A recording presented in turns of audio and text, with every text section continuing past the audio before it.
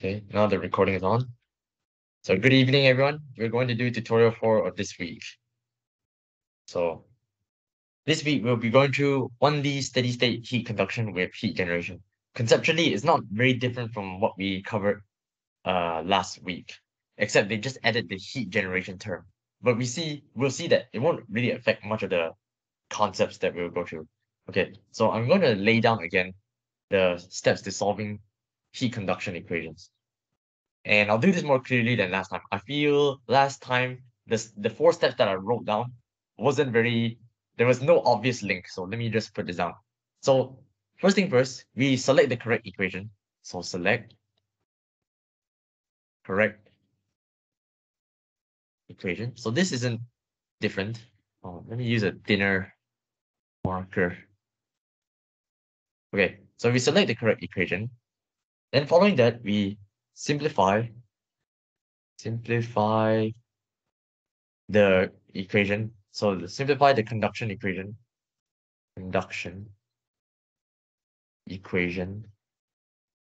using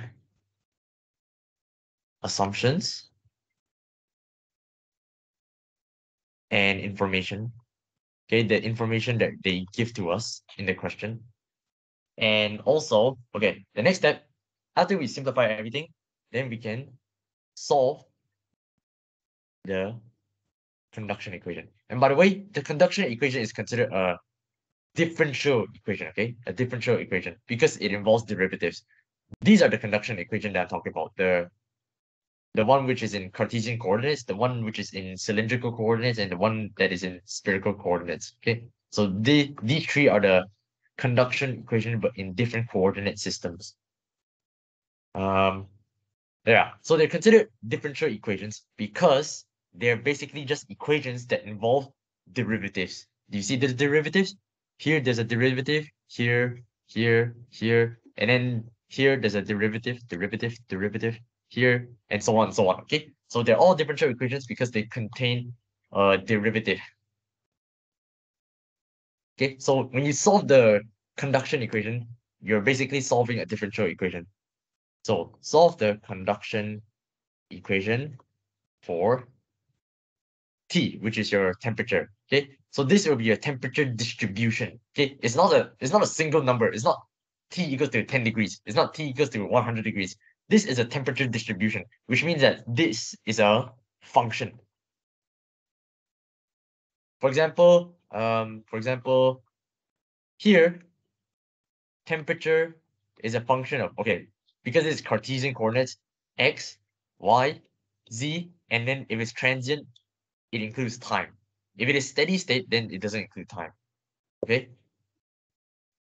Here, the coordinates temperature is a function of r phi theta. Oh, sorry, r phi z, and t. Yeah. Okay. And then in the bottom, t is a function of r phi theta and t. Okay. So when you solve for the conduction equation, what you'll get is the temperature distribution, and the temperature distribution is not a single number, it's a function. Okay, and then after you solve the conduction equation, you will find that you have some arbitrary constants. Okay, so what you must do is those arbitrary constants is usually C1 and C2. So you will solve for C1 and C2 using boundary conditions. Okay, so what are boundary conditions? Simply put, boundary conditions, right, is what is going on at the boundary. Okay, the physical phenomenon of what is going on in the boundary. So usually you'll be considering the heat transfer at the boundary. Okay, and what is the boundary? The boundary are the edges, literally the boundary of the problem you're facing. And I'll teach you what I mean when we go through the problems. Okay, so let me check. Okay, final step today. The final step is sub back C1 and C2 into T. Okay, the T is this same T here. Okay, so you already found C1 and C2. You sub it back in, and then finally, this will give you your temperature distribution. And yeah, so this is how you do it. sometimes the question will say, do not solve the equation. So do not solve the equation means you will not face these steps. Yeah. So what you'll be asked is select the correct equation and you will simplify the conduction equation. But okay. But in this version of the question, right, you will need to state the boundary conditions. So you'll be asked to state the boundary conditions. Now, you may ask, why don't they ask for you to solve the temperature distribution? Because in real life, right, like beyond this course, in real life, what you'll do is you give a computer the equation, you give the computer boundary conditions, and then the computer will solve it for you. Yeah, so we live in modern times where there are computers to solve differential equations for us. Yeah, but those kind of questions where they don't ask you to solve it is because it's too complicated. So in those kind of questions, they ask you for the equation, they ask you to simplify the equation, and they ask you to give the boundary conditions, and that's it. But in this tutorial, we'll be going through these which require the 5 steps. So you select the correct equation, Cartesian, cylindrical, or spherical. Then you will simplify it using some assumptions. So this is similar to the last tutorial. So if you're not familiar with the last tutorial, please go and have a look at that. I already have it uploaded. And then you will solve the equation for your temperature distribution, your T of X or T of R or T of whatsoever. And then you will need to find the arbitrary constants. The arbitrary constants are unknown at first, but then you solve them using the boundary conditions. After you solve for C1, C2, put it back into temperature, and voila, you have your temperature distribution. Okay, so let us go through the questions.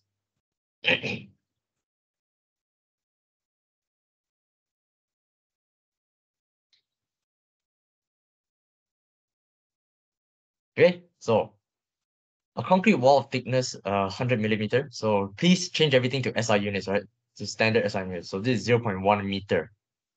Freshly casted at a prefabrication plant, the bottom of the concrete sits on a mold and is considered to be perfectly insulated. Okay, so keyword perfectly insulated means there's no heat transfer. Okay, no heat transfer. So Q equals 0. The top is exposed to air such that ambient temperature is 30 degrees Celsius. Okay, so when you're told that it is exposed to a fluid, okay, could be even water. Okay, gases and liquids are fluids. If it is exposed to a fluid, then it's likely convection will occur. Ambient temperature. Okay, so keyword ambient temperature is 30 degrees Celsius. This implies T infinity is 30 degrees Celsius. Heat transfer coefficient is 25. So this implies H is 25. Heat generation is blah, blah, blah, constant at this. So this is your Egen. Determine the steady state temperature. Okay, so take a look at this. This is steady state. So the meaning of steady state, okay, steady state means the temperature distribution is fixed. It doesn't change with time. Long story short, what it means is the temperature dt is equal to 0. Okay, this is what it means. The temperature dt is equal to 0. That's what you have to know. And the thermal conductivity is taken in. So we assume that the thermal conductivity is a constant. So it's just a fixed number, 1.5.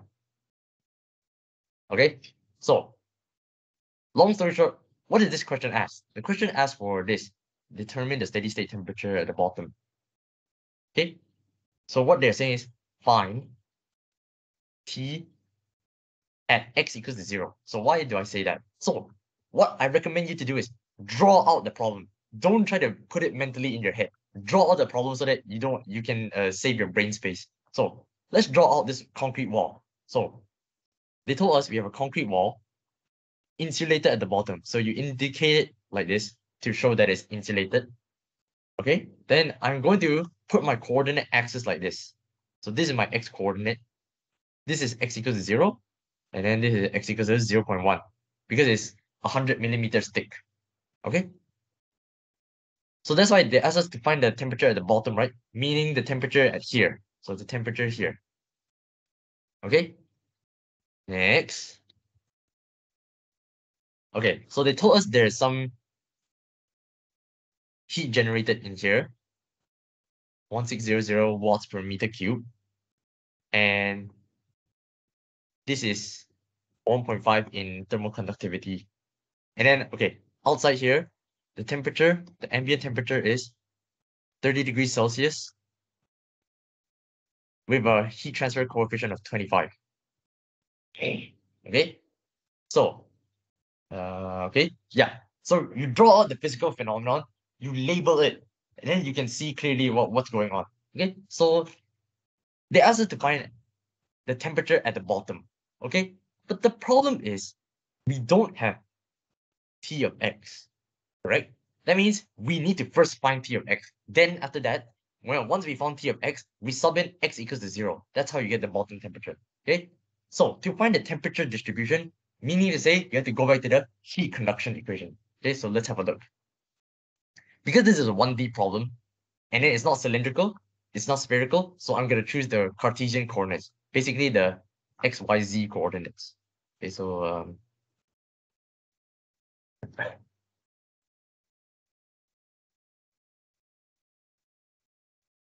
okay, so the most appropriate equation to use is the Cartesian coordinate system. Wait, hold on. I'm trying to copy and paste this.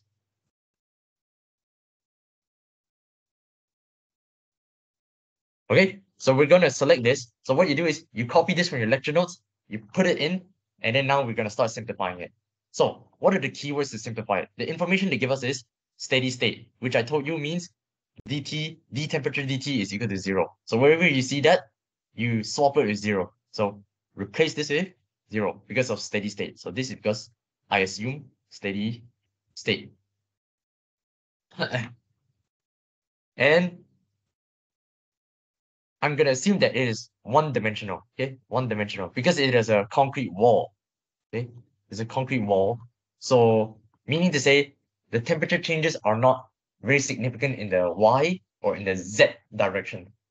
So I'm just gonna assume that only X direction matters in this case. So that means temperature is independent of Y, is independent of Z, and then yes, there is heat generated. Remember in the last tutorial, I said if they don't mention if there's any heat generation, just assume it's 0. But in this case, they did mention that there's heat generation. So we need to leave it be. Okay, let it be. Okay. So now let's write down the remaining terms.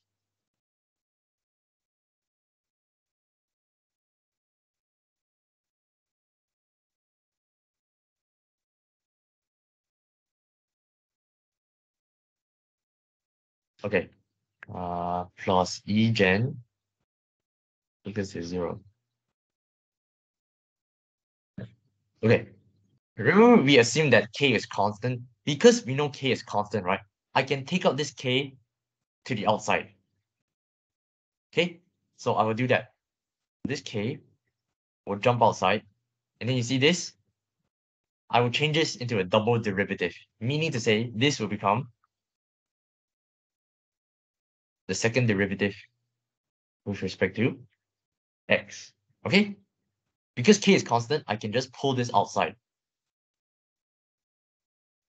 So next, what I'm going to do is I'm going to find the temperature distribution. Basically, make T the subject. So let's bring everything to the other side. So I'm going to bring E generation to the other side. I'm going to bring K to the other side. So positive E gen becomes negative E gen. And then because this is K times this derivative, if I move it over, it becomes divide. So divided by K. And d squared dt dx squared. Okay, now we need to remove the derivatives. So integrate with respect to x, integrate with respect to x. This becomes the first derivative. Okay, so all these are just constant. They're just numbers. So the integration of a constant will be just the constant followed by x. Okay, then again, do the second integration. So this will downgrade into the first, sorry, the original T, the temperature distribution. Okay. Oh, wait. Hold on. made a mistake. I made a mistake. Why did I make a mistake? Because after I perform this integration, right? Remember, every time we perform an integration, what do we need to do? We need to add the arbitrary constant. So don't forget plus C1. Okay? After you do the integration, you always put the C. Yeah. So again, I'm gonna integrate with respect to x. Okay, so this is just a constant, so it stays the same. Now, integration of x, you need to power plus 1 divided by the new power. So power plus 1 divided by the new power plus, this is just a constant, so C1x, and then don't forget your second arbitrary constant. Okay, so this is your temperature distribution, your T of x, right? So now we don't know what is C1 and what is C2. So how to do that? We move on to the next step, which is to apply the boundary conditions. We're going to use our boundary conditions to find the value of C1 and C2. So what does boundary condition mean? It means what is going on at the boundary. So which are the boundaries? The boundaries are the edges at which you observe your heat transfer problem. Okay, so for example, in the heat transfer problem we're looking at is within the walls, right? So the boundary is this boundary and this boundary. Okay, basically the edges of what you're viewing. So we're viewing the wall, right? So what are the edges of the wall? The bottom and the top. Okay, so they're usually the two extremes of the problem. Okay, so let's focus at the bottom first. So the first boundary condition is the bottom. So what is going on at the bottom? What's going on at the bottom is that the bottom is insulated, right? So there's no heat transfer. But potentially, let's say there is heat transfer. Then how would it go through the wall? It goes through the wall via conduction, because the wall is a solid. So the mode of heat transfer will be conduction. But then it's insulated, right? So what we'll write is, okay, what we'll write is this. So apply the boundary conditions. So at the bottom, which is x equals 0, it's insulated, right? Meaning to say, Q conduction, remember it goes through the wall by conduction, is equal to 0. 0 because it is insulated. Okay, now we use Fourier's law to replace Q conduct. It becomes negative K dt dx, and then you must specify it to be at x equals 0, because the bottom is x equals 0, equals to 0.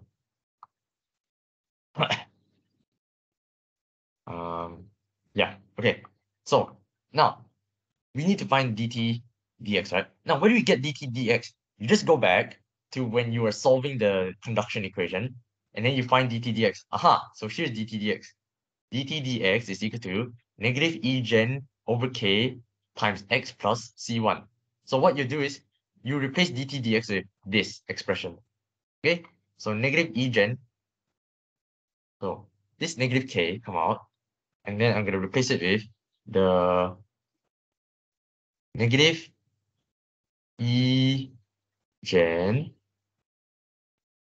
over k x plus c1. Okay, so I'm going to divide both sides by negative k to get rid of this. So divide by negative k, divide by negative k, so that I can get rid of this. And then after that, I'm gonna, oh, remember I specified x equals 0. So this is actually 0, right? I replace x to 0. Actually, so that means this whole thing disappears. Yeah, because 0. Oops, I didn't mean to do that. Yeah, this whole thing disappears because x equals 0. So you see, at the end of the day, what we're left with is C1 is equal to 0. So we found the value of C1 already. Now let's move on to find the value of C2. Again, you apply the other boundary condition. So C1 is one boundary condition, C2 is another boundary condition.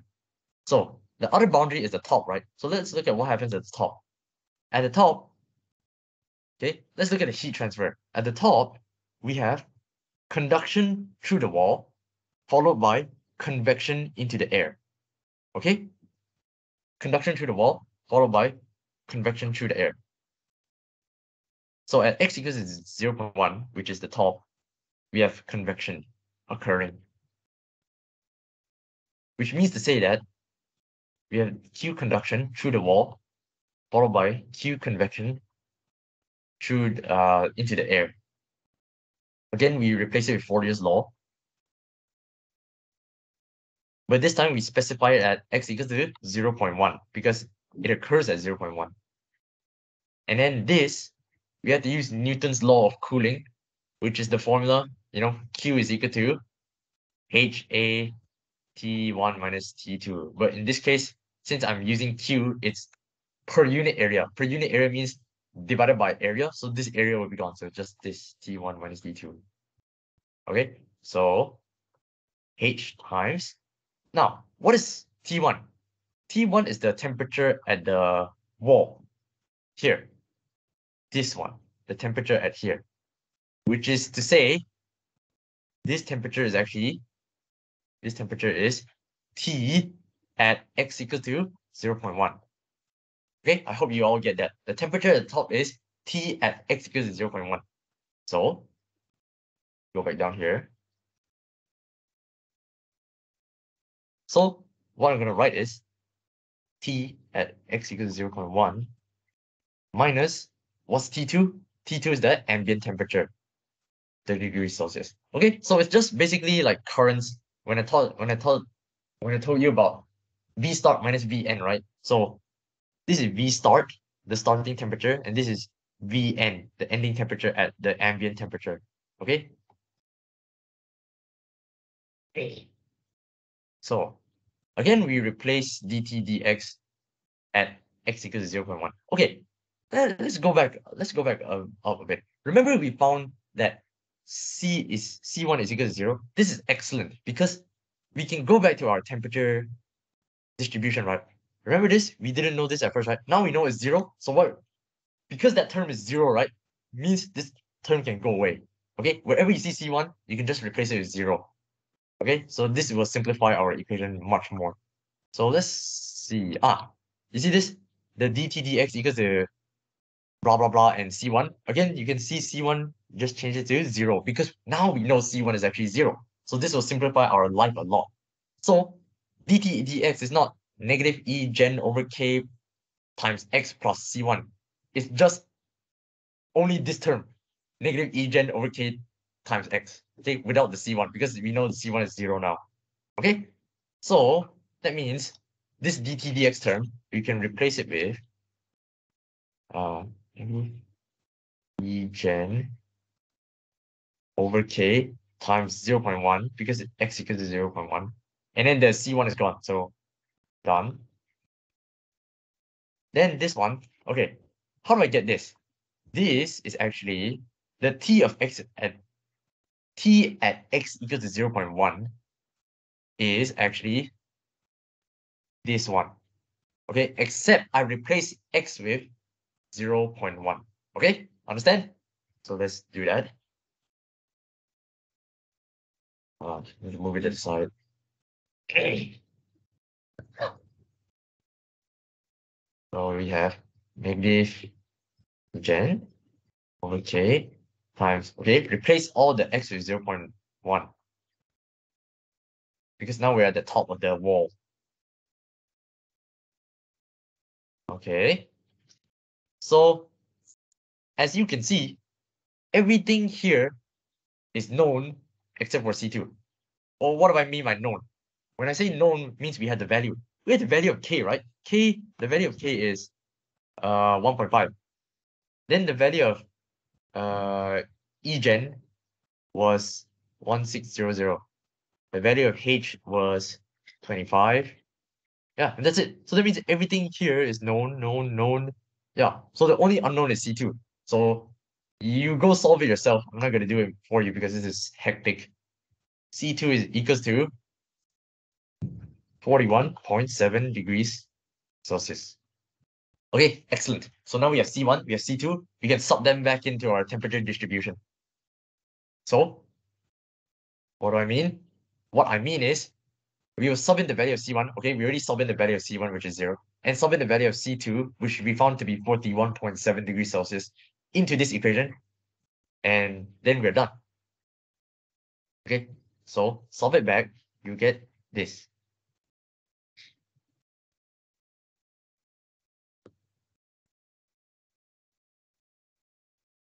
Okay, C1 is gone because it's 0. And there you have it. Okay, so this function will help you find the temperature at every point in the wall. Okay, so if you want to find the temperature of the wall at 0.05 at x equals 0.05, so you sub x equals 0.05 into this equation. If you want to find the temperature at x equals to, let's say, 0.008, then you sub in x equals to 0.008 into this equation, and that will calculate you the temperature. But remember, they say find the steady state temperature at the bottom. So at bottom, what they're referring to is the temperature at x equal to 0. So basically what I do is copy this whole thing.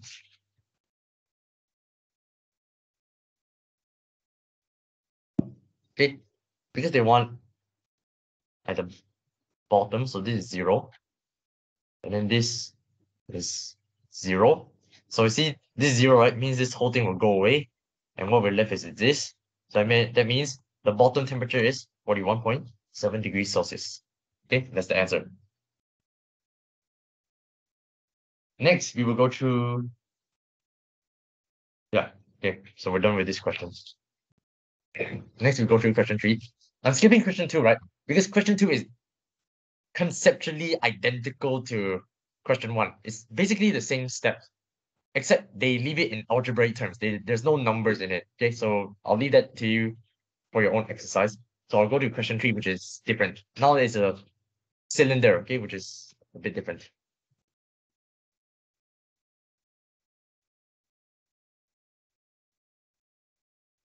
So let's have a read of the question. A long cylindrical rod of diameter 200. So please change it to SI units. And it's preferable that we change it to the radius because our coordinate system uses radius, not diameter. So to get radius, you divide the diameter by 2. So it'll be 100 millimeter radius. And then you change it to meters, so this will be 0.1 meter. Okay, thermal conductivity refers to K. K equals 0.5. Volumetric heat generation refers to Egen. The rod is encapsulated with okay. So you again convert this to meters and change it to radius, meaning to say this is okay, divided by 2 is 200. 200 change to becomes 0.2. Thermal conductivity, okay, so this is K1 is equal to 0.5. There's a second thermal conductivity, which is K2 is equal to 4. Exposed to cross flow air, okay, so because it's air, I know this should be the ambient temperature. And this is our H. So find the temperature at the interface. Okay, so let's again draw out the problem. Draw out the problem and label it. Please do not do this mentally. So because it's very hard to keep in mind. So draw out the problem and then you can see the boundary conditions better.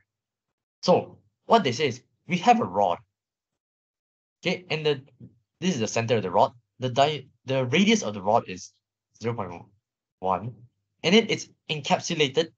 Okay, encapsulated means covered. So if this is the rod, then I encapsulate it means I cover it like this. Okay, it's encapsulated by a sleeve with a radius of 0.2. Okay, so this is the interface temperature, so I'll label as Ti. This is the outer temperature, so I'll label as To. Then this is actually a solid, this thing is a solid. So it has a thermal conductivity of 0.5. And this sleeve has a thermal conductivity of 4. Okay.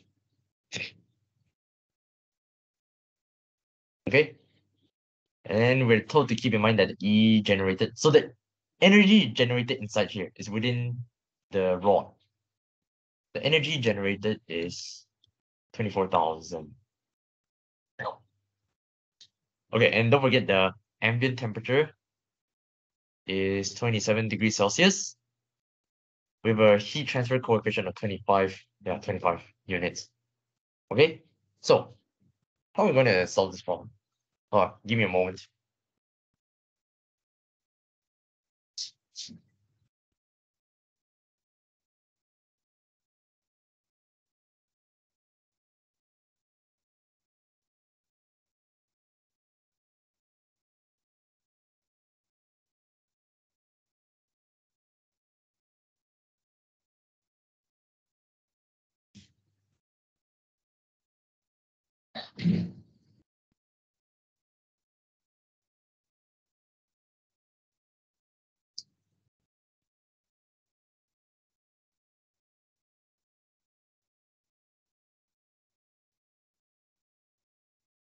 Okay, so what did they ask of us? Let's see. Okay, so this, they say this, right? This means find Ti, correct? And then, okay, let's take it one step at a time. So the way I see to do this, right, is to use the energy balance. The energy balance. Okay, let's have a look at what I mean. Okay, so we know that energy is being generated in this rod. Okay, energy. Okay, let me just draw the complete rod. So this is the rod. This is the sleeve that surrounds it. Energy is being generated inside here. Okay, so think of it like a fountain. There's energy being generated within the rod. Then this heat that is generated will flow out of the rod into the ambient temperature. Okay, it will flow out, it will conduct through the sleeve and then convect into the air. So the energy being generated will conduct through the sleeve and then convect into the air.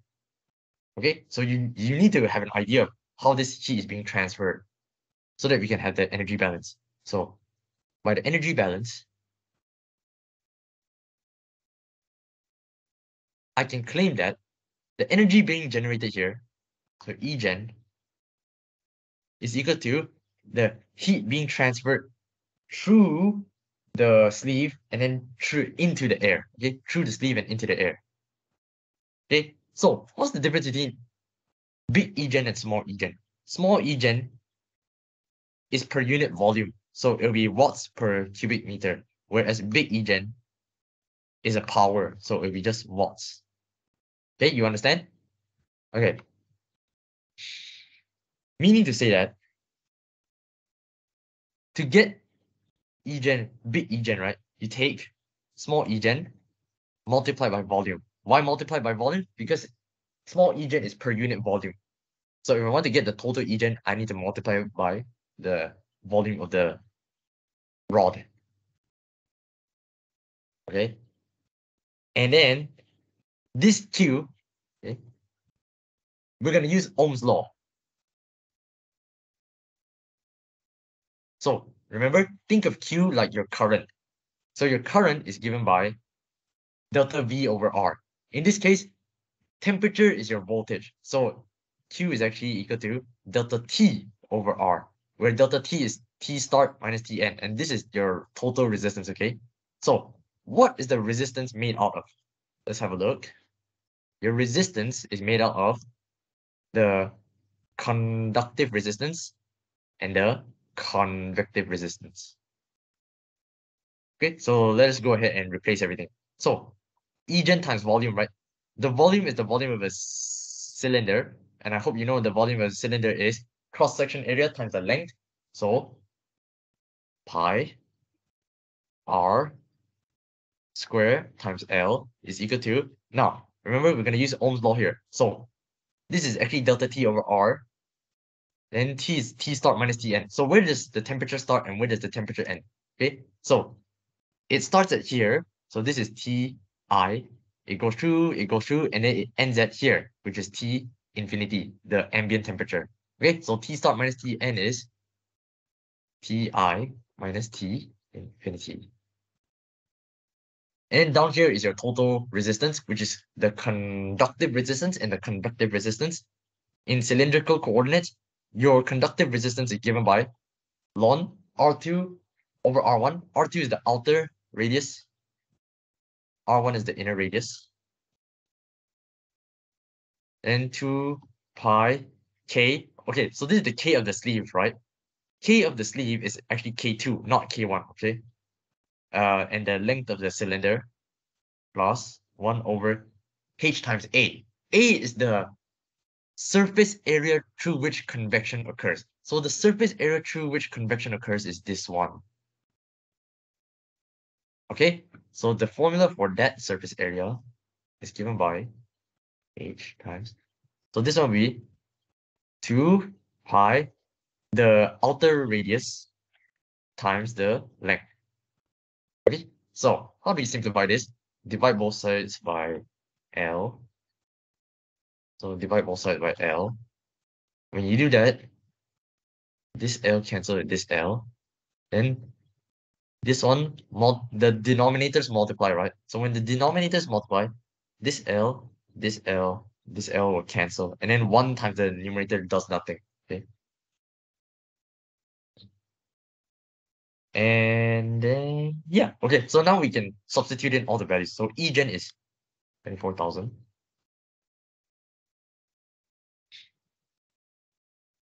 Ti is what we want to find out, right?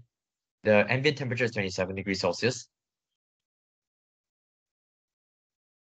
The sleeve conductivity is 4. Transfer coefficient is 25. Okay, so your only unknown is Ti, so you make that the subject of your equation, you should get 71.8 degrees Celsius. Ta-da. Okay, then the second question asks us to find the outer surface temperature, meaning to say find T out. And actually, it's not very different. So, okay, let me think of my approach to do this. So, what I will do is, again, I'm going to apply the energy balance.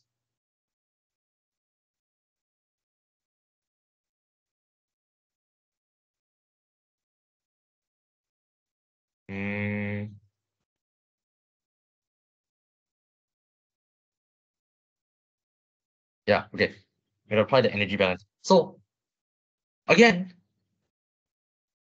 let me recap the story. Let me recap the story. Okay, let's rewind the story. So we have a rod surrounded by a sleeve. Heat is being generated in this shaded area. Then it will go out, right? So it'll conduct through here and then it will convect through here. So now we're interested in finding this surface temperature, T out, which we don't know. So again, we just use energy balance. The energy being generated, right, is equals to the energy being convected away into the air. Okay, let me say that again. The energy being generated in the rod will flow out, right? And then it's equals to, the energy being generated is equals to the energy being convected away from the rod. Okay, so because of that, we have the energy balance, Egen is equal to, let me call this Q convect. Okay, so this Egen, again, is given by, this time the volume, right? Then what's the volume? The volume is pi r square L. And in this, I'm going to use Ohm's law. So T start minus Tn. Okay, so this time, where does it start and where does it end? Okay, let's have a look at the temperature flow, but only for the convection region. So for the convection part, it starts at the surface of the sleeve, and then it ends at the ambient temperature. So T start is TO, and Tn is T infinity. Okay, so T start minus Tn is TO minus T infinity. And in this case, what is the resistance for the convection? The resistance for the convection is this one, which is 1 over h times A. Okay? So A is the surface area through which convection occurs, which is the same thing as earlier. So 2 pi r L. Okay, so to simplify this, we divide both sides by L.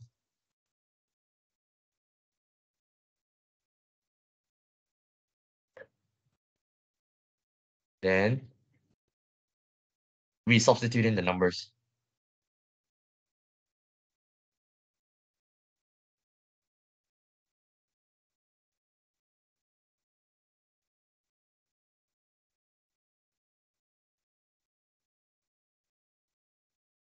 Okay, then T0 is your unknown. Is your only unknown, so which is 51 degrees Celsius. Okay, you can solve this yourself. Okay. So we're going to move to question B. What is the temperature at the center of the rod? Okay.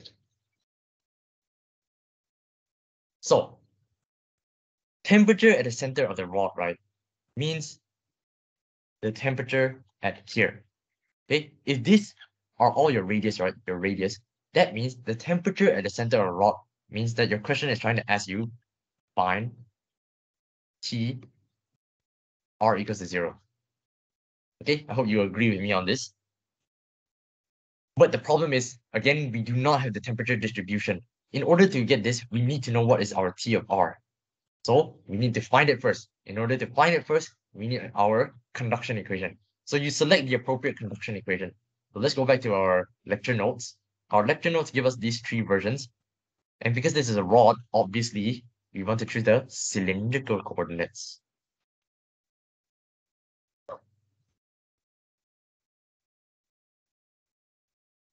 Okay? So we assume that this is a one-dimensional problem. So it doesn't depend on where it doesn't depend on the z location of the rod, and it doesn't depend on the angle within the rod. Okay, it's the angle within the rod. Okay, so we only consider it to vary along the radius of the rod. So meaning to say, it is independent of phi, it is independent of z. There's E being generated, and then this is a steady state problem. Okay, we assume this is steady state, so 0. Okay, so we simplified it already. Now we need to solve the conduction equation.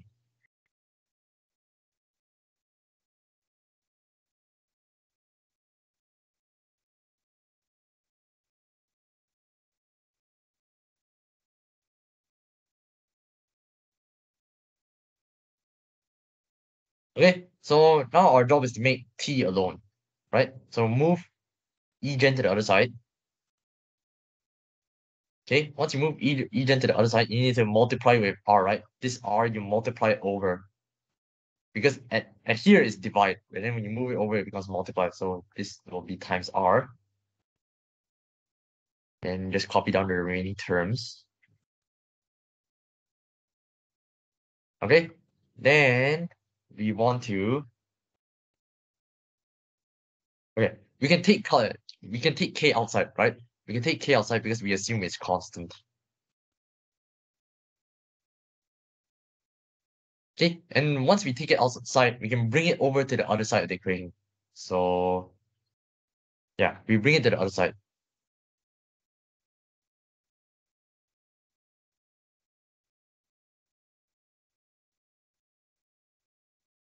Okay, I cannot take this R outside, right? Because R is a variable, it's not a constant. Okay, now we need to get rid of the derivative. So we integrate both sides with respect to R. So this will cancel with this.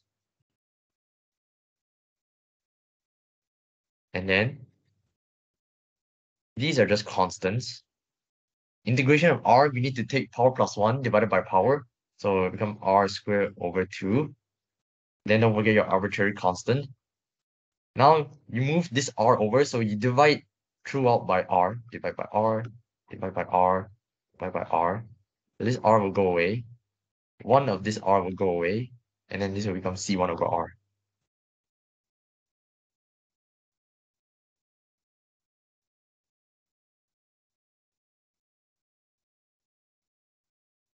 Okay?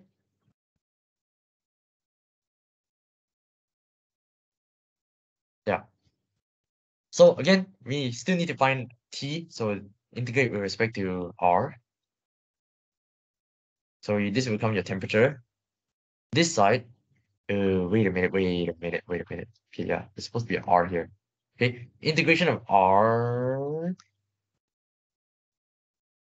Sorry, I forgot my 2, right? There's a 2 here. Okay, let me check. Okay, so now we integrate this, right? So integration of R will become R squared over 2, right? Times 2k here plus, okay, integration of 1 over R is the same thing as integrating. Oh, wait. There's a special rule for this, right? This become ln R. I hope you all know that. The integration of 1 over R is ln R. Okay. This is a special rule that we learn in AMATs. Okay. Integration of 1 over x is equal to ln x. Okay. So integration of 1 over R is ln R plus your arbitrary constant. Okay, so that's your temperature distribution. This is your important equation, temperature distribution.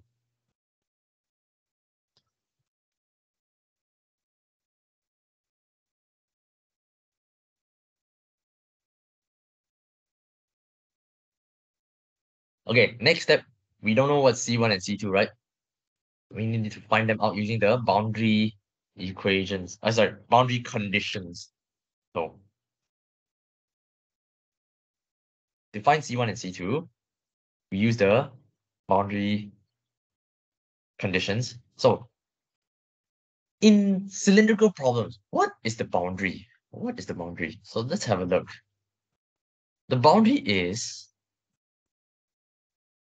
R equals to 0. Okay, so that's one extreme. And then R equals to the, what's this? The radius is 0.1. Yeah. Okay, so at R equals to 0 and R equals to 0.1, these are your two boundaries. Okay, these are your two boundaries for cylindrical problems, the center and the surface of the cylinder. So let's have a look at what happens at the center. So this boundary condition, the first boundary condition is at R equals to 0. So what's going on at R equals to 0? Okay, so pay attention here. Pay extra attention here because this confused me at first. It took me some while to think about it, and I thought how to explain it. So open your eyes, clear your mind. We will use this boundary condition. Okay, so T R at 0 is finite. Is finite. Okay, so let's consider what happens. Okay, so I want you to take out your calculator. Yes, please wake up and take out your calculator and take a look at this. We want R equals to 0, right? Means wherever we see R, we replace it with 0. So this becomes 0, and this becomes 0. I want you to pay attention to this term. Can you please tell me in the chat, what is ln of 0? What is ln of 0? Please tell me in the chat. You feel free to press into your calculator if you don't know what it is. Okay, I'm going to go to the chat and check what's your answer.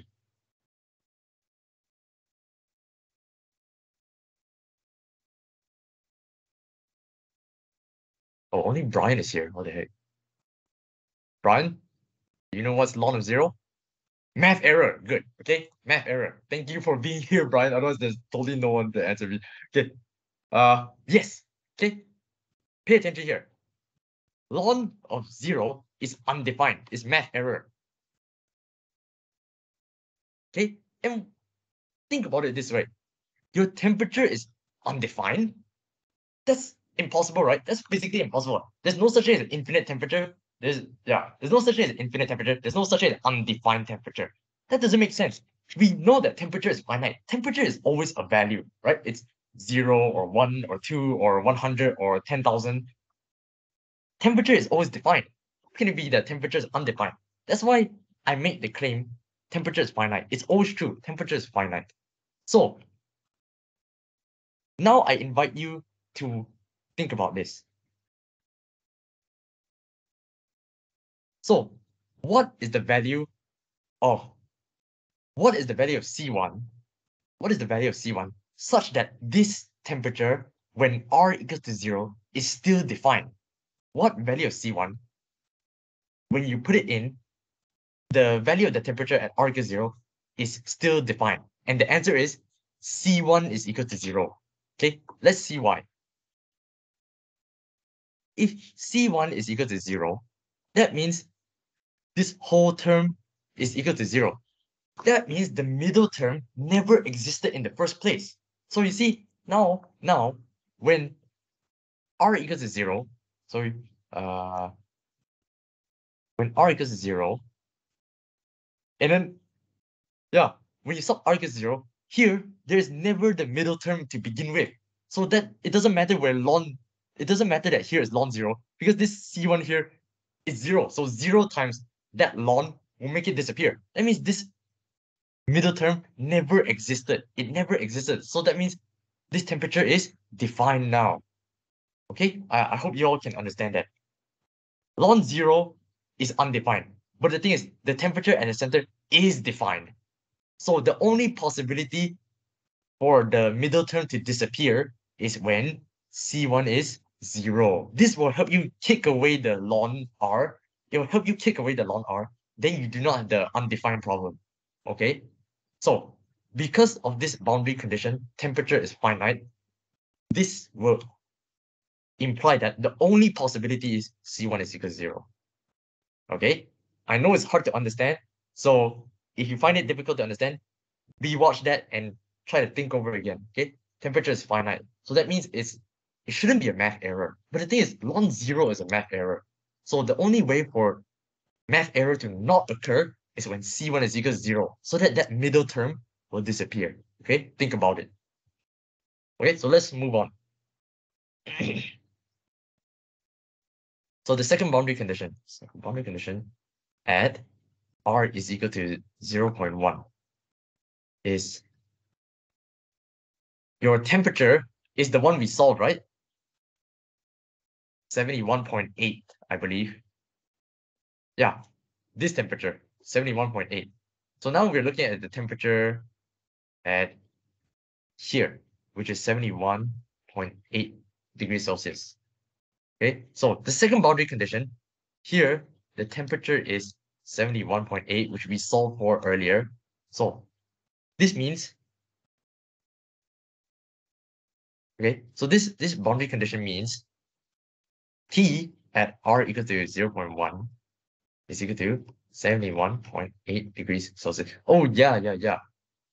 Because now we know that C1 is 0, right? So now we can drop away all the C1. So what I mean, let's go back to here.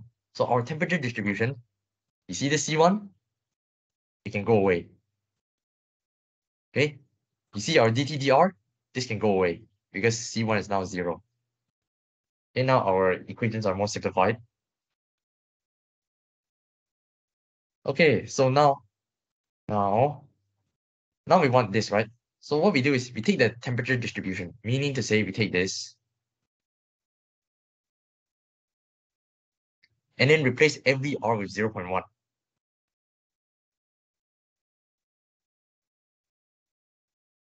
Okay, so this replaces with 0.1, and then the C1 is already gone. So we're left with this only. And then remember, we said that the temperature is 71.8 degrees Celsius. So actually this is 71.8 degrees Celsius. Yeah. And then we actually know all the other temperature, all the values. Yeah. So this Egen is 24,000. And then this K is actually, what's the value of K? 0.5, right? I believe it's 0.5. Yeah, 0.5. Okay, 0.5. Yeah, so all the values are known. That means your only unknown is C2. Then you can solve for C2. If you calculate it, it should be 191.8. Okay, so remember, we already found C1, we already found C2. So you solve it back into our temperature distribution. So T This means that T of R is equal to, okay, so this term, E gen over 4J R squared. Okay, there's no more C1. And then C2 is now 191.8. Yeah, so this is our temperature distribution. Okay, so don't forget, what did the question ask for? The question asked for, what is the temperature at the center? Meaning to say, find T at R equals to 0. So easy peasy, we just sub in R equals to 0. So when R is 0, this is 0. So this entire thing is 0, meaning to say the T at the center is just this. Oh, sorry.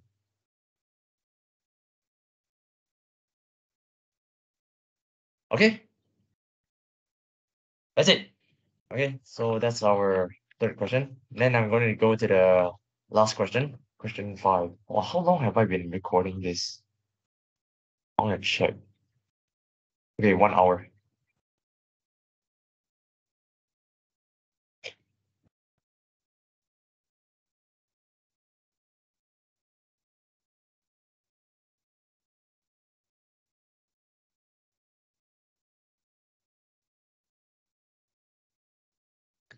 Let me see who else is in the who follow this team's meeting. Yeah, it's only me and Brian. It's a lovely evening to spend with you, Brian. Chinese New Year day 3 spent with you.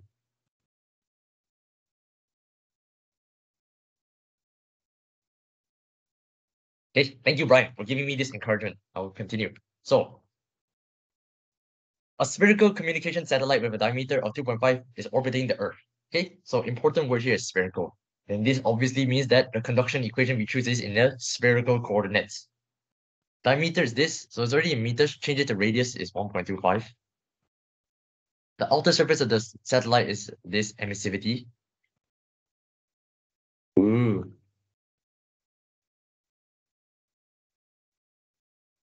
Solar absorptivity. Okay, so absorptivity means, right, the fraction of radiation that gets absorbed into the body. Okay, so the radiation is not completely 100% absorbed, only a fraction. In this case, it's only 10%, right? 0.1 is actually just 10%. This is same thing as 10%. So 10% of the radiation is being absorbed at a rate of this. So it's per meter square. Okay, so you need to multiply by area later to find the actual heat transfer absorbed. Satellite is made of material this. The midpoint temperature is this. So this means is 0 degrees Celsius.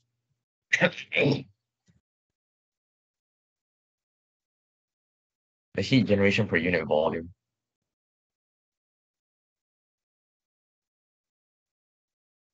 Yeah. Okay. Let me just check my work. Okay. So again, draw out the problem first. Draw out the problem and label everything. So we have a spherical satellite. Radiation is coming in here at a rate of alpha times 1000, right? It's not just 1000 because, yeah, we have an absorptivity constant. Then there's energy being generated inside here. The radius is 1.25. And then, okay, there's energy radiated off. Okay, energy radiated off using this formula. Sorry.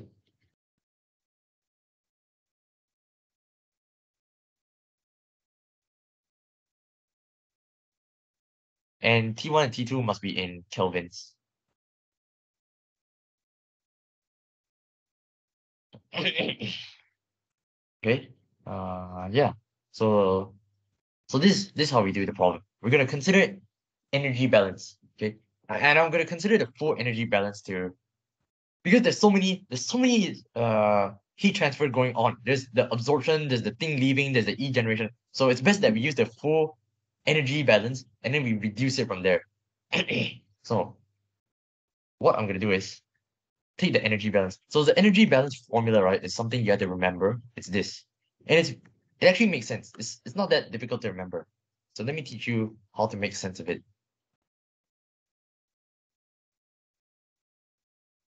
So for me, how I understand the energy balance, right? I use an analogy of my bank balance. Okay, my bank balance. So think of the energy balance equation as your money. Okay, your money. So this is your bank balance. This is your income that you generate. This is gifts from your friend. This is uh expenses. Okay, so the money that you spend. Okay, so basically, this is called E stored. Okay, the energy stored in the system, stored in the control volume. Sorry, stored in the control volume. So in this case, the control volume that we will consider, right, is this sphere. So this is our control volume. So you think of your E stored as your bank balance. So the amount of money you have, basically your wallet or your bank account. So how do you calculate the money that's inside your bank account? You calculate the money inside your bank account by first adding your income, right? So the income that you generate is like E generation. Okay, so what money goes into your bank balance? Your gifts from your friends. Okay, think of this like money being gifted to you from your friends. So the money comes into your bank account. That's why it's E in. And then this is E out, your expenses. So the gifts given to you minus your expenses plus your income will give you your bank balance. This is how you make sense of the energy balance equation. Okay, it's actually analogously similar. Okay, yeah, I hope that this gives you a better intuition of the energy balance equation. Okay, so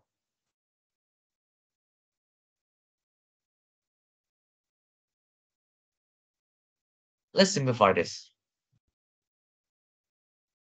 This can go away. Why? Because this is steady state.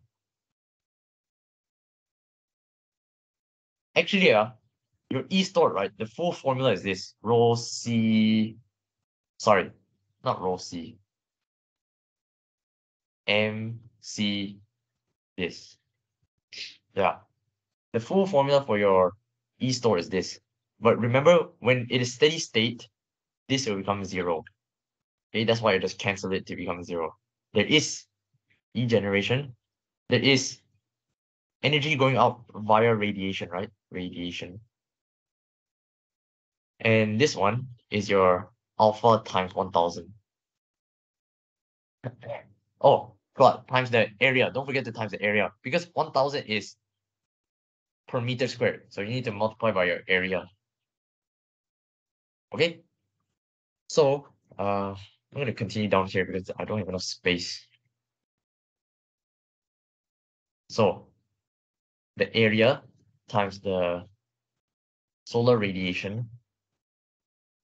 Mind subtract away. Okay, now we're doing E out, right? E out is the radiation. So the radiation, we use the formula epsilon sigma A. Now, what is the two temperatures? The two temperatures is the T start minus the T end. So let's look at the radiation. The radiation starts from here and ends at the outer space, the temperature of outer space. Okay, and this is one of our assumptions. Okay, so write this down. Assume space is at 0 Kelvin. If you're a science nerd, right, you would know that outer space, right, has a bit of a temperature because of the cosmic background radiation. But never mind that. Just for all intents and purposes, you consider outer space extremely cold, 0 Kelvin. Okay, absolute temperature. There's no negative. The lowest you can go is 0 Kelvin. Yeah. So you can just assume that the space is at 0 Kelvin. And then yeah, okay. Let's go back. So this is your 0 Kelvin. So the radiation, it starts from here at the surface. Oh, what's there? What's the heart shape? Valentine's Day is coming, so that's why the heart disappeared. Okay? Heart for you. Yeah. So it starts at the surface, and then it goes to your 0 Kelvin. So T start minus Tn. Then what is this T start? T start is actually T at R is equals to uh what's the radius? 1.25. Okay. So this is your start. This is your stop. So let's go back down. Wait, I see a message. Sorry. I think the whole explanation just now confused you a lot, right? But don't worry, I will upload the recording, and then from there, you just review it, okay? And you give it 2 times the thought, 3 times the thought, 4 times the thought, then you will understand. Slowly, you'll understand why the boundary condition makes sense. Okay? Okay. Okay, what am I doing? Okay, yeah. Okay, so these are T start and these are T stop, right? So what I will substitute here is T at R equals to 1.25 to the power of 4. Yeah, minus 0 to the power of 4. Yep, yeah, everything's correct. And then your E generation, right? Your E generation is small e multiplied by the volume of the sphere. Yeah, let me think. Yeah, it's correct. Okay, keep in mind, you need to keep this in kelvins, okay? So keep in mind of that. So let's substitute in the formula. So the surface area of a sphere is given by 4 pi r squared.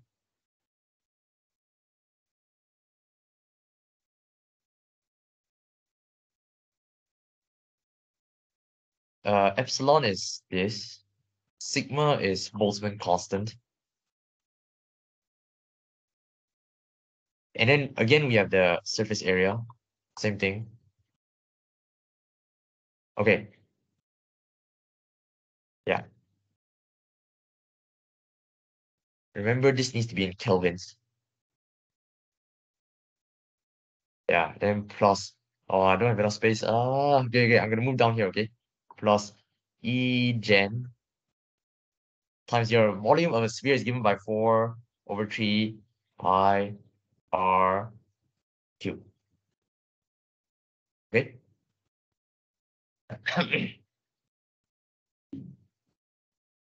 Yes. So problem. Problem is we don't know the temperature distribution again, right? We don't know the temperature distribution. Why do we need the temperature distribution? Because oh my laptop is lagging a bit. Oh, I cannot use the okay. Yeah, we don't know the temperature distribution, so we don't know what's this. So we have to find the temperature distribution ourselves. Yeah, it's a long process. So let's go find the temperature distribution. So use the spherical equation. Go back up, and then find the yeah. So you copy this from your lecture notes.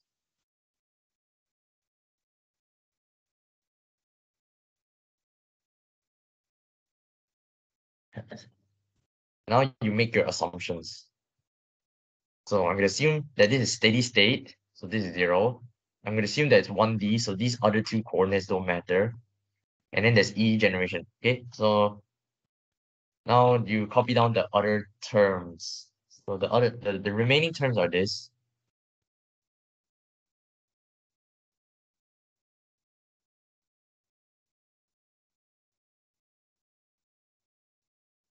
Okay, now I'm gonna isolate for T. I need to find T. So bring E gen over, and then you bring your R over the R squared. Okay, you bring this one to over, it become multiplied by R squared. Then you're left with this. I'm so lazy. I'm gonna copy paste this.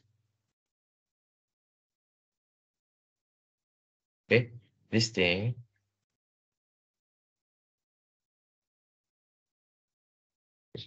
Now you want to remove the derivative, so integrate. This cancel with this.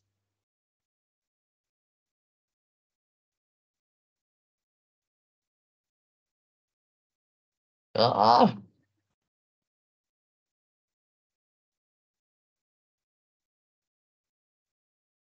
so integration of r squared is power plus 1 divided by the new power. Then don't forget your arbitrary constant. Okay, now you have to divide both sides by k r squared.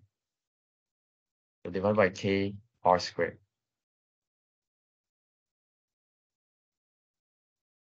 Okay, so k r squared, r squared, and this r. And then, yeah, so you simplify it.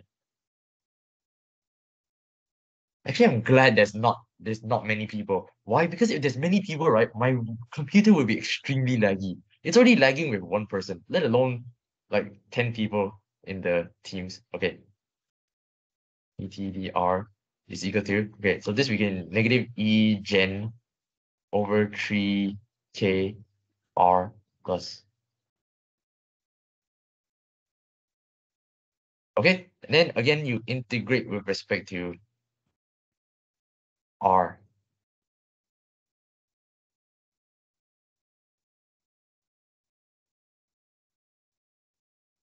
Okay, power plus 1 divided by power plus, okay, so integration of 1 over r squared is the same as integrating r to the minus 2, power plus 1 divided by new power, meaning to say this becomes negative 1 over r. Okay, so actually this is minus c1 over k times r plus the arbitrary constant. Okay, yeah. So the boundary condition. Okay, now we're gonna find c1 and c2. So use the boundary condition. So at the center, remember, temperature is always finite. So when the temperature is finite, okay, when the temperature is finite, okay, I'm gonna invite you to think again. Okay, think about this. T at r equals 0, right? Means I replace r with 0. This is 0. Bottom here is 0. Pay attention to the middle term. See, the middle term is c1 divided by 0. It cannot be, right? This is undefined. Temperature cannot be undefined. So the only possibility for this equation to be defined, right, is when c1 is 0.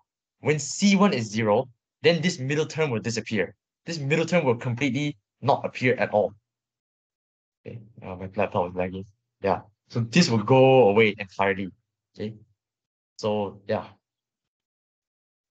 So long story short, right, the temperature being finite suggests that the only possibility for the temperature to be defined is when C1 is equal to 0. That's how you make sense of this boundary condition. And then, uh, yeah, so the next boundary condition is at the outer radius. So at r equals to, oh, sorry. The other boundary condition, right? For some reason, it is also still the center. This is the boundary equation.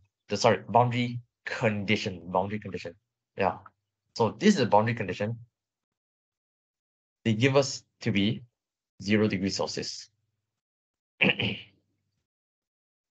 Okay, and don't forget, because C1 is 0, you can go back and simplify your equation. So this is 0, and this is 0. Yeah. Yep. So I'm gonna copy this. Okay, and then the left-hand side, I'm gonna replace it with this. Except now, I replace r with 0, right? So if this is 0,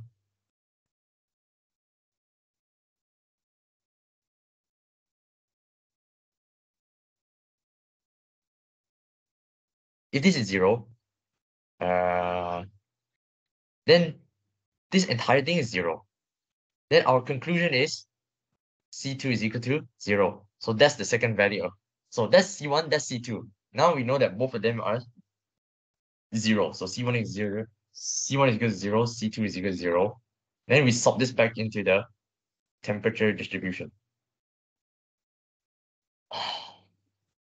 Yeah. So we sub in C1 is 0.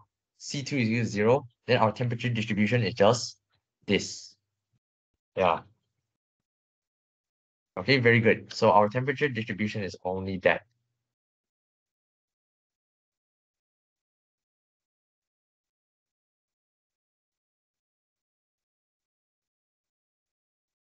Voila.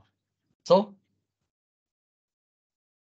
okay, why do we take the hassle to find all this whole temperature distribution? Let's go back. Remember, we want this. We want temperature at R equals to 1.25. So what we do is go back to the temperature distribution. Yeah, we're gonna replace, so this means, right, T at R equals to 1.25 is equal to negative Egen 6K 1.25 cube. Yep. Yep. Okay, so now we have this. Now, finally, we can substitute this back into our uh, uh, yeah, back into this equation. Okay, finally we can put it in. So let me copy this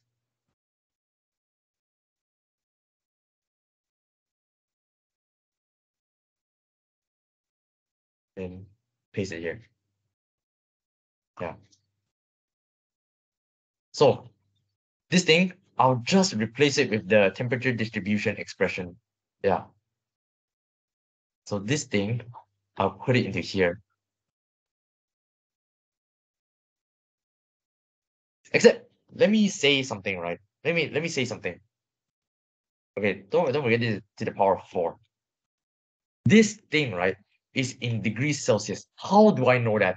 How do I know that? Because this boundary condition was in degrees Celsius. That's why this distribution function is in degrees Celsius. So what we will do is we copy it down.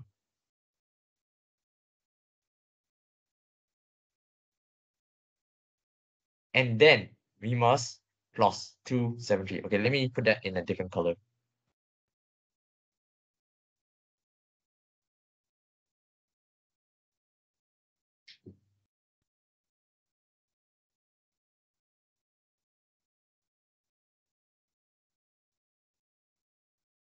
Yeah, we must plus 273 because now we want to convert it into kelvins. Okay. Now, let me check if I'm correct.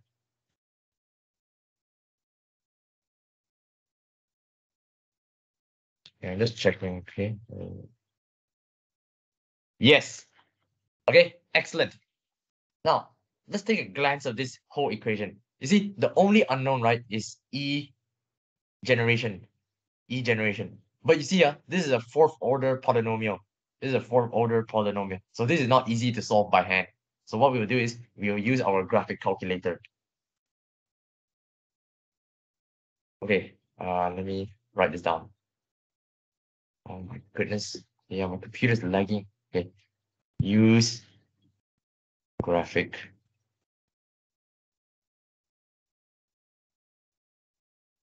Okay. What is the logic behind the graphic calculator? The logic behind the graphic calculator, right, is this. The left-hand side of this equation is a graph. This is a graph. And then the right-hand side of this equation, right, this refers to the line y equals to 0, which is the x-axis. Okay, y equals to 0 is the x-axis. So what I'm trying to do is, I'm trying to plot this graph. So let's say the graph looks like this. I'm gonna plot this graph and then find where it intersects the x-axis. This is my answer. Okay, so let's go ahead and do that.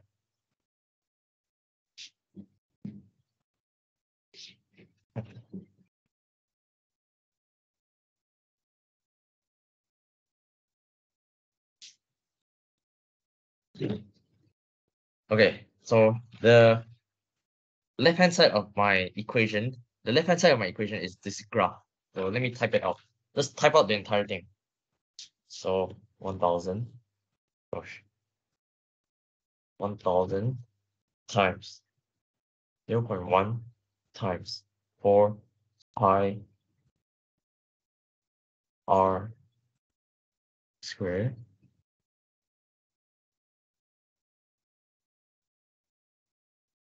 minus the Boltzmann constant,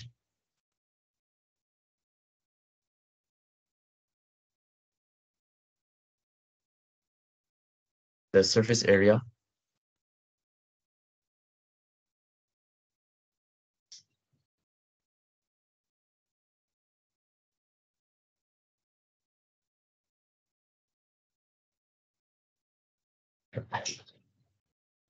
okay. E generation is my unknown. That's why I'll replace it with x. Okay.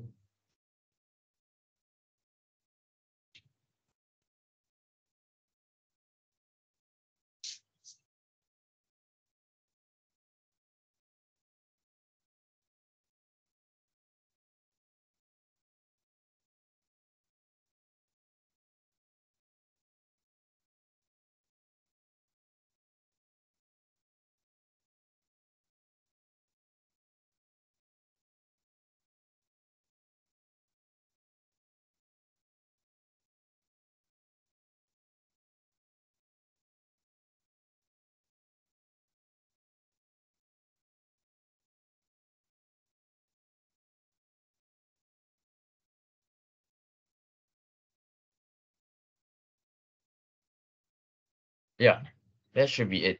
So I'm gonna graph this. Then it doesn't appear, right? So what I need to do is I need to zoom, fit. Yeah, I need to fit it into my thing.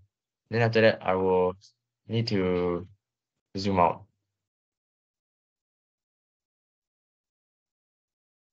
Yeah. So you see, it cuts the x-axis. So I need to find this root 0.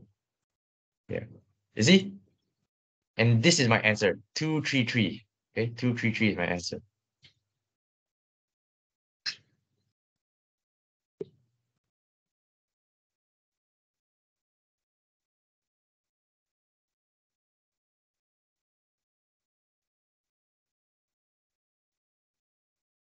Okay.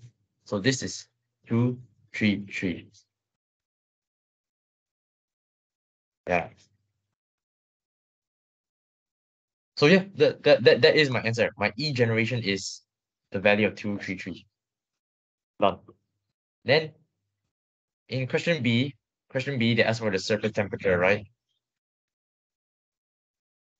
So the surface is at R equals to 1.25. So basically what they're asking for is find T at R equals to 1.25.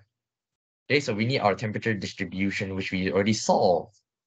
The temperature distribution is this one.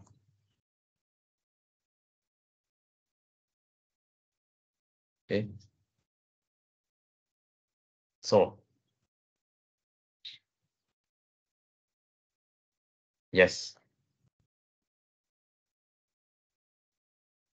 So the surface temperature is the temperature at R equals to 1.25. Yeah, and then we can substitute in the values. So the E generation is what we've already found here. So 233 divided by 6 times the conductivity times 1.25 square. You press this in your calculator, you should get negative 12.1 degrees Celsius.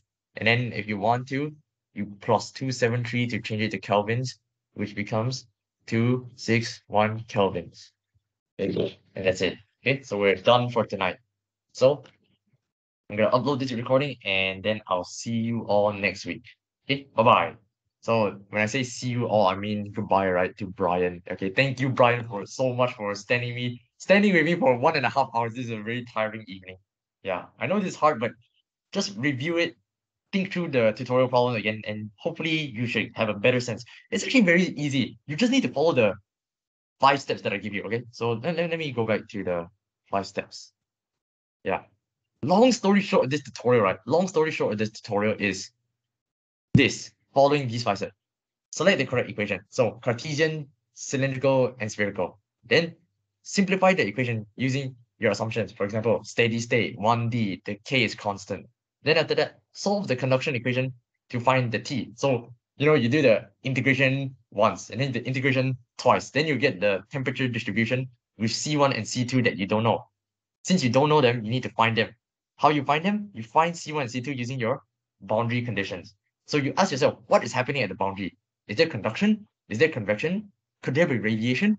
Then after that, you form the boundary condition equation. Solve for C1 and C2. When you have C1 and C2, put it back into your temperature. Ta-da! That's how you solve heat conduction problems.